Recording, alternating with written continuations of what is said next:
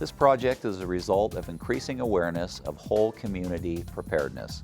Our elected representatives, public safety officials, and private businesses have come to realize that public safety and the health of our economy rely on effective continuity plans. The Nevada Homeland Security Commission authorized a pilot project to bring together counties, cities, tribal government, and the private sector to develop these continuity of operations plans. The project consisted of COOP, or Continuity of Operations Plans, for county, local government, and tribal government, as well as COG, or Continuity of Government's efforts for our elected officials, and BCP, Business Continuity Planning, for our private sector partners.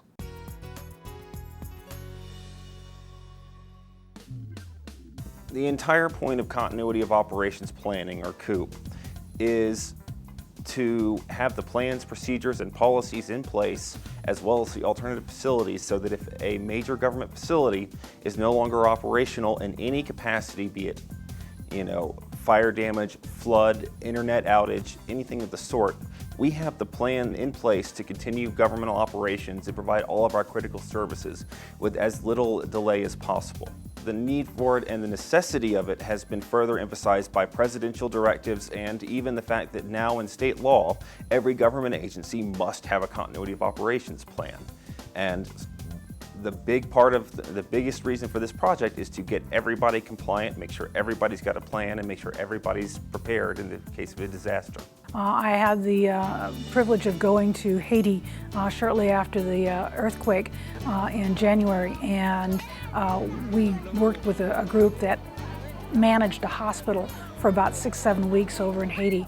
And one of the ongoing problems that people coming in trying to help the country and trying to run a country that was totally devastated was that many of the individuals that were in government in Haiti were killed during the earthquake. So when we talk about succession planning, we're talking about lines of authority. When you lose those lines of authority, when you don't have succession planning, there is nobody to take charge. And the total chaos that followed the Haitian earthquake, there were a lot of factors involved in that, but one of them that was very evident trying to work with the government there was that there was no COOP planning, there was no succession planning, and people that had responsibility for that sort of response were not there to do it. And as a result, people did not get taken care of in a disaster. A state-level task force was assembled as a steering committee for the project. The COOP task force ensures stakeholders have a voice and facilitate two-way communications. An essential part of the project, each member has contributed to the safety and well-being of the citizens of Nevada. They all have busy work schedules, yet they still volunteer their time and effort to help drive the COOP project forward. Risk Solutions International was selected as the plans writers for the project. The firm was chosen based on their expertise in continuity of operations planning and their keen ability to unite stakeholders. This project within the state of Nevada is unique and very excited because it includes both government entities, interagencies, tribal, counties, and NGOs, non-government organizations, all working together within each of the counties to come together to develop a continuity of operations plan to keep the community operating in the event of a disaster and emergency situation. The best thing about the NevadaContinuity.com system is it's proven, it's simple, and it's very powerful in terms of allowing people to develop a plan based on the FEMA compliant guidance. There are a lot of people out there developing plans starting with blank pieces of paper, but basically the system allows you to jumpstart that whole process, finish your plan in a much shorter period of time with a much less hassle and effort and resources to get this thing done. Nobody's going to use anything complicated. It's going to have to be something that's second nature. And in this case, I think everybody came away with a very good feel for how easy they can make changes, how easy they can update it. Workshops were held in Reno, Las Vegas, and Carson City, covering a wide range of training. The value and purpose of COOP plans, the completion of individual plans, and setting the condition for future years' projects were discussed. Training for private sector businesses was also implemented with a focus on information technology and disaster recovery. We all know that plan writing is a continuous process. You need to initiate the plans and start writing the plans and always test and evaluate and update.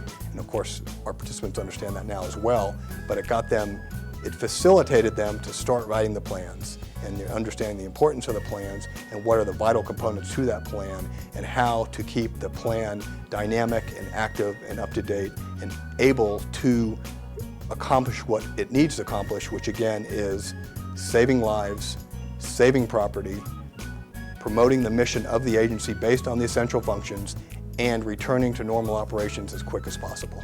Overall, Coop is still a new idea for a lot of organizations. So I think one of the best aspects of coming to a workshop like this is being able to network with the different organizations and gather ideas from them about how they do succession, how they are able to sustain their programs, and just being able to talk on a very fundamental level.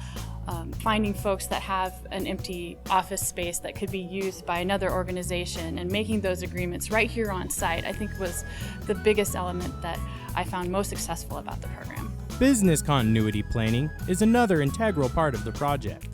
We're taking a whole community approach to increase readiness between public and private sectors. You are going to need some kind of process to make sure that once the business is destroyed, what are the processes involved to get it going again? So business continuity is everything. Government and private sector have very different functions. Private sector, again, is driven by their product and what they're delivering to people, where we're delivering a service to support people's lives.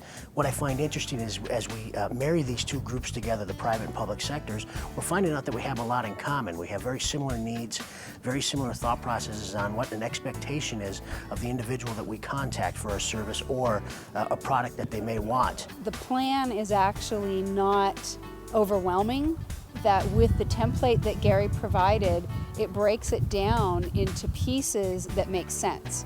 So you've got a call list, you've got, there were so many things that made it easier, and we have a lot of our clients need this, which is what the reason that I wanted to be here was to learn about a template, a plan for business continuity, and I got it. A selection of task force members traveled to Las Vegas to study best practices operations utilized in other areas of the country.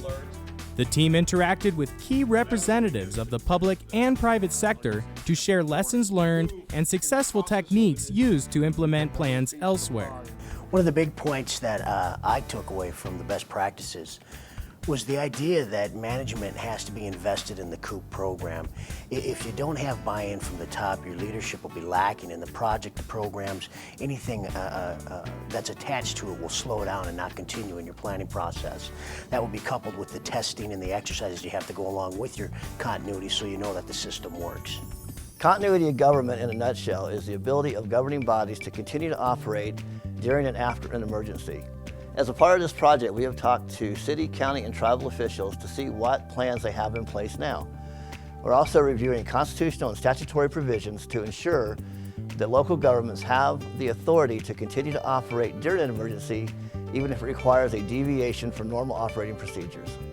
What we'd like to see after this project is over is we'd like to see people walk away not only with plans. It's great to be able to, again, have that plan to put on the shelf and say that you did that and you did your Coop planning. We'd like people to walk away with a mindset that understands the importance of business planning and continuity planning for your jurisdictions, so that this is a continuous process, not just something that happens because grant funding occurs once in a year. That mentality that says this is important and takes it back with their knowledge and continues to help their jurisdiction build continuity operation plans, that's what we'd like to see come out of this project.